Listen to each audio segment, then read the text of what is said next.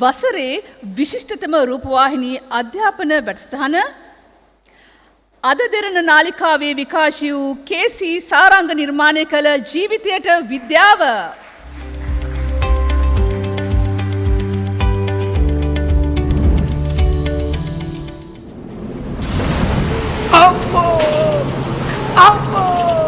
මම ඉන්නවේ හරිකේන් එකක් නැද්දේ